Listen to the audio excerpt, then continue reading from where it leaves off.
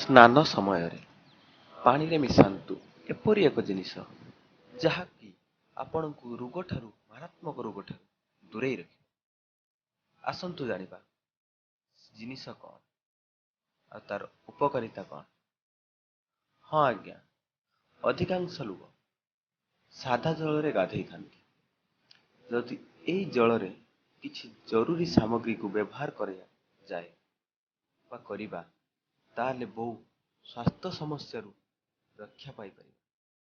ଆଜି ଆପଣଙ୍କୁ ଏଭଳି କିଛି ଜରୁରୀ ସାମଗ୍ରୀ ବିଷୟରେ ଜାଣିବାକୁ ପଡ଼ିବ କି ମୁଁ ଆଜି ଜଣାଉଛି, ଯାହାକୁ ଜଳରେ ମିଶେଇ ଗାଧୋଇବା ଦ୍ୱାରା ଆପଣ ବହୁ କଷ୍ଟ ଓ ପୀଡ଼ା ଭଳି ସମସ୍ୟାରୁ ରକ୍ଷା ପାଇବେ।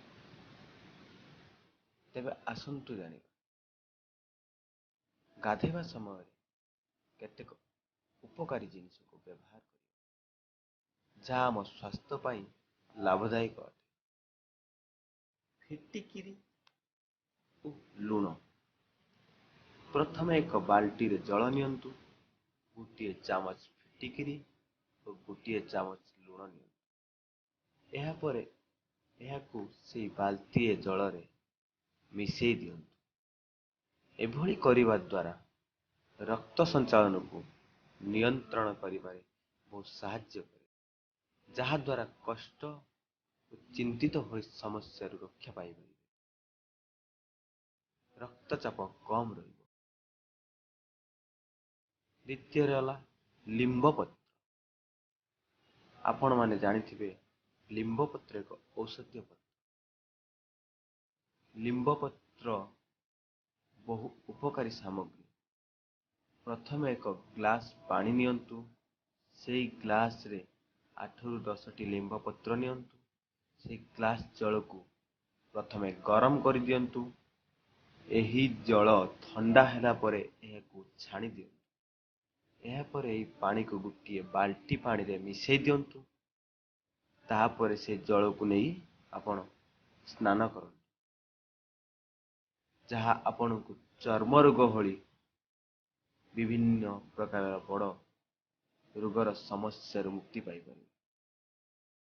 ତୃତୀୟ ନମ୍ବର ହେଲା ଗୋଲାପ ଜଳ।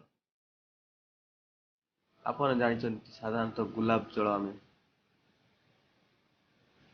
ଦେହ ପରିଷ୍କାର, ମୁହଁ ପରିଷ୍କାର, ଆଖି ପରିଷ୍କାର ହେବା ପାଇଁ ବ୍ୟବହାର କରିଥାଉ। କିନ୍ତୁ ଆସନ୍ତୁ ଜାଣିବା, ସାଧାରଣରେ ଝିଅମାନେ ଗୋଲାପ ଜଳ ତ୍ୱଚାକୁ ସଫା କରିବା ପାଇଁ ବ୍ୟବହାର କରିଥାନ୍ତି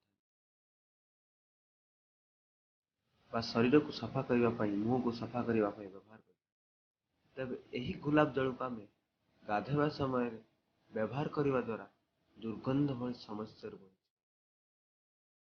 ଦେହରେ ଯାହାର ବାସ୍ନା ହେଇଥାଏ, ଗନ୍ଧେଇଥାଏ, ସେଇ ଗନ୍ଧରୁ ଆମେ ବଞ୍ଚିପାରିବା। ତେବେ ଏହାର କିଭଳି ଆମେ ବ୍ୟବହାର କରିବା? ତେବେ ଏହାକୁ ଏକ ବାଲ୍ଟି ଜଳ ନିଅନ୍ତୁ, ସେହି ଜଳରେ 3-4 ଚାମଚ ଗୋଲାପ ଜଳ ମିଶାନ୍ତୁ। ବାଲ୍ଟିରେ ରହିଥିବା ଦୁର୍ଗନ୍ଧ ଦୂର ହୋଇଯିବ, ଯାହାଫଳରେ ଆମର ଶରୀରରେ ଯେଉଁ ଦୁର୍ଗନ୍ଧ ରହିଥାଏ, ଗାଧୋଇବା ଦ୍ୱାରା ଦୁର୍ଗନ୍ଧଟି ଆଉ ହୁଏ ନାହିଁ। ଏଗୁଡ଼ା ହେଲା ଏଇଭଳି 3ଟି ଜିନିଷ, ଉପକାରୀ ଜିନିଷ ଗାଧୋଇଲା ବେଳେ ଆପଣ ବା ସ୍ନାନ କଲାବେଳେ ବ୍ୟବହାର କରନ୍ତୁ। ଏଇଭଳି କିଛି ରୋଗରୁ ମୁକ୍ତି ପାଆନ୍ତୁ।